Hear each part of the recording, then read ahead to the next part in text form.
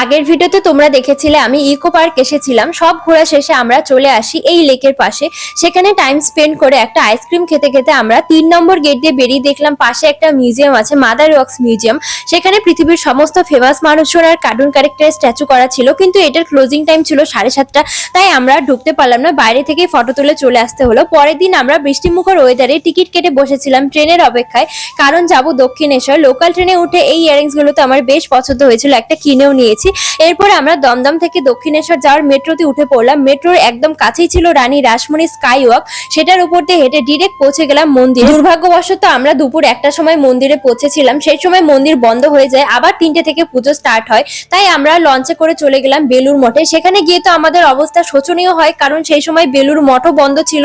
সেদিন ঠিক কি কারণে আমাদের সঙ্গে এমন হচ্ছিল জানি না, তোমরা সময়সূচিটা একবার দেখে নিতে পারো। আমরা লঞ্চে করে মন্দিরে চলে আসি। সারাদিন অপেক্ষা করার পর বিকেলে মায়ের পুজো দিই।